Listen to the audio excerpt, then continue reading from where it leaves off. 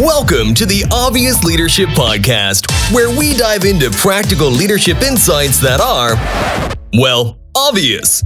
Your hosts have walked the talk, and now they're sharing their knowledge, strategies, and advice. Let's jump into today's episode and explore the world of leadership with your hosts, Joey and Omar.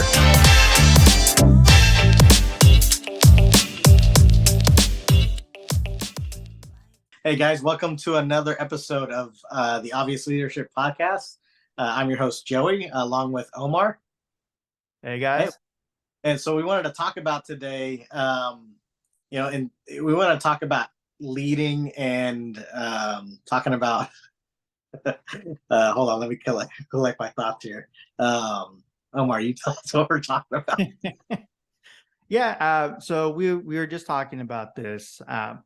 We've been talking about kind of leading and why you want your team to succeed, why you as a leader want to be able to help inspire your team to succeed, right? And today we want to talk about not just settling for like just doing enough to get by, meaning that you're in that green zone, and that green zone can be that like 90% mark to like that 105, 110%, right? Or 100% of however you guys do it in your organization, but really get after achieving sustainable growth by helping your team understand the why. Okay. Yeah. So thank you. I appreciate you articulating that as well. I mean, what the way I look at this is just like you said. If there is a manager out there that is just focused on results, I feel like what happens is a organization puts a goal out there, and you say, okay, if we hit this much, I'm going to stay off my company's radar. I'm doing my job according to them, and I'm just going to do enough, quote unquote, to get by, right? And while yes, that may definitely keep you off somebody's radar. But honestly, you want to be on somebody's radar. You want to be on somebody's radar. It's like, man, those guys are exploding over there. For like, the good things. Right? Ethically, right? But that ties into the second part. Why are you doing something, right? Yeah. Why? And I think what ties into that is how, right? So why are you doing this? If you figure out why you're trying to do something and why you're trying to do the how a certain way, then you'll figure out, you know what, actually that goal is just a minimum expectation, right? It is just a minimum just to get by. Whereas if we actually focus on why we're doing something and that we are focusing on getting better at why we're doing something, man, we can surpass that goal 1.5, 2 times, 3 times, right? I think that's what's important. Yeah, big time. Understanding not just the why from like the organizational standpoint, I think, but also having your team understand the why and across multiple different things, right? And it's funny because the conversation reminds me of the Simon Sinek book, right? Starting with why, right? Your team isn't going to be motivated to go after something if they don't understand the why, not just from the organization, because if you're a publicly traded company, a lot of it's going to be like, it's going to lead to better results and the shareholders are going to be happy, right? But what it can actually mean for everybody involved, right? The why for the organization for them to understand, the why for you as a leader or within your them inside of the organization, and more importantly, the why for them, not just why they want to hit the results, to not get written up, which is bad leadership, by the way. If that's how you're leading, you're not leading, you're managing. Go watch a couple of episodes back and you understand what we mean. But having them truly understand what those successes mean for them as individuals, not just in the organization, but outside. I think a lot of people forget that in this day and age, your identity is not tied to the company you work with, right? And I think that's and this is obviously a completely different topic that we can get into, but I think the days of your identity tied to the company that you own or you work with or you work at are long gone. And people still run it as though that's where your identity is tied to. So when the company does good, you as an individual will do well as well. And that's where a lot of the messaging gets lost, especially with a lot of the younger organizations that are really separating that identity, where at work, yes, this is me at work. I work at this company. This is who I am outside in my real world. Okay. And when you can help them understand the why, you help to transcend that gap where their identity at work is still their identity at work, but now they can actually truly tie that to real world desires and wants. And it really starts to impact so that it can broaden their horizon and scope. And you're going to have people that, yeah, they're still only going to want to put in like the minimum amount to be able to get by. And minimum means that they're still hitting quota, guys. Let's get that straight. It is not, oh, they're, hitting the minimum and they're barely scraping by and holding us back. No, they're hitting the minimum, meaning that they're hitting quota. If they're underperforming, that's when they're not hitting minimum. Right. Okay? And so you got to really understand how you're using things and how you're helping motivate your team. But the biggest one is helping them understand their why. And as a leader, that means you also need to do that work to understand their why they're there, why they're doing the things they're doing. Okay. Well, I think there's so many questions that you can ask around why, right? You can say, why am I doing it this way? And the best analogy I can come up with is an automotive technician, right? Why am I using this particular tool to get this job done, right? Yeah. Well, soon enough, you're going to figure out why this is the best tool, but there's a lot of ways to get there, right? And I think, like, if you explain the benefit of using this particular tool, I don't know if you've ever done brakes before, right? Oh, but yeah.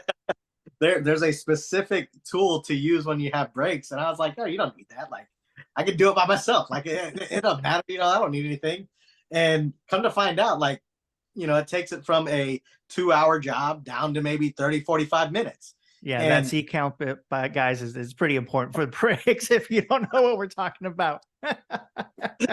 but it's so important, man. Like, it's just one of those things. Like, a lot of times people just don't, like, no, I don't need to use that tool. And that's why they think they can just go about getting to their goal themselves, right? And Yep. have not explained why and maybe showcase the why, they're not going to be fully bought in to understand why we're using that, right? Because I mean, put it this way, right? To your point, if you guys have never changed a brake before in your life, I have, and I've done it with the right tools and I've done it with the wrong tools. And let me tell you, the job will get done. So just what Joey said, it goes from being what should be maybe like a 30-minute job to change both brakes on both sides to now you're probably spending up to a couple hours trying to change the brakes because you got to manually be able to crank that sucker, right? You're probably using like a 2x4, some other tools, a flathead, and you got to make sure you don't damage nothing, right?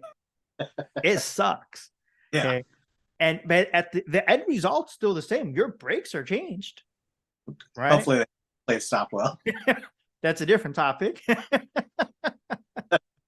Yeah, I mean, it's so important, man, because like what happened, and just like what you're saying, then the person that is not using that tool that's recommended, right, or a certain solution, what happens is, like you're saying, you use things that over here, the wedge to get it to, and that's what your people are doing. They're not being efficient. They're not, maybe they're getting there, but man, it's like really tough to get to that solution. They're making the customer work hard. They're making themselves work extra hard. Yeah. And you're getting to the solution, but man, you're taking the really long way around, right? And Yep. sometimes it can end in a not the best result, right? And we don't want to talk about what's going to happen if your brakes don't work, but but I think, like I said, it's just you have to explain the why, and I think it's so important so that when everybody grasps the why and we're all moving in that same direction, I think the performance outcomes are they're going to surpass anything more than what just the company expects. Oh yeah, big time. Explaining the why and understanding the why, right? Mm-hmm. Those are the big ones. Because yeah, the team can understand the whys for the organization, Uh-huh. but if you cannot connect that to them themselves, it's just like you trying to sell something to somebody that you know is going to be a great fit, but you're not making that connection meaningful at all. You're just trying to go in for a hard sell, a hard close. Right. And guys, the days where you can just put your foot in between the door and the door frame to keep that door from closing, where they would have to listen, are long gone, right? You got to be able to make those connections. You got to change. And here's the thing. Once you start doing it, you start to see less friction within your team, right? Yep. And obviously as leaders, you're going to deal with conflict management consistently, not just between, your employees and the customers, the clients, but also between your own teams. And it's a part of what we do, because different personalities obviously will not always mesh 100% of the time. You guys see this in your own family units.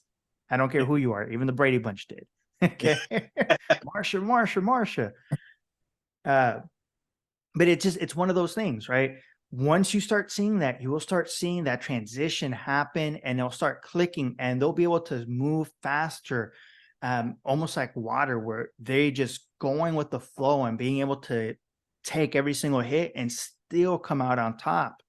But if you don't start with the why, you're doing not just the team a disservice, but if you look in the mirror, you're going to look at yourself and you're going to be like, man, I am doing myself a disservice. I'm doing the organization a disservice. I'm doing my own team a disservice. Right? But it's a very simple thing. And those changes, I know firsthand, because I've been there. I've done this stuff. Okay. I've been in those situations where I've started with the why to help my teams understand what it meant. And the moment that you see that realization, you see that click in their eyes, you see that spark, and you see that performance change as well. Okay? Right. Well, I mean, I can tell you, man, a lot of times people lead with the why, but the why is the wrong is the wrong reason, right? So it's the organization's why. Right. The reason why we're doing this is because the company says we need to do it this way. Like that's not a why, right? Find the meat behind why they want you to do something a certain way and how it affects you, just like you were saying, how it affects the customer, how it affects the company, like every party involved. That's why, not just because they said so. Yeah, the company says do it this way because the basket will be X amount of dollars more, X percentage higher than if you don't do it this way. Listen, that's a why for the organization, because once again, it goes back to being happy investors, happy, right? All that stuff. It does not connect with the why for your front lines, for the why for the leadership or anything like that, right? And you can try to frame it any other way, but you got to understand what their why is. If you got a guy who's consistently performing high, but he's not getting what the KPIs are trying to push forward, there's a clear indication right there that you don't understand. It's not they don't understand. You don't understand their why. You're not connecting the whys together to be able to create that synergy to make it a big boom for those KPIs. Yeah. I think a big part of the why is understanding, right? We've talked about it. It is just understand why. So if somebody is successful, right, but they're not necessarily hitting on those KPIs like you're asking about, like, why aren't they? Like, start with the why and ask, like, why aren't they? Like, understand why they are doing things a certain way, right? And then that will help you understand how you need to approach possibly, trying to add another tool to their arsenal, right? And they could be missing some things along the way. How do you help them get over that roadblock? And guys, when we say why does not mean assume. Don't make an ass of you and everybody else, okay? You got to ask. You got to communicate. You need to talk to people. Right. Yeah. We didn't say assume. We said understand, please. Observe your employees, right? Get involved in what makes them successful, man.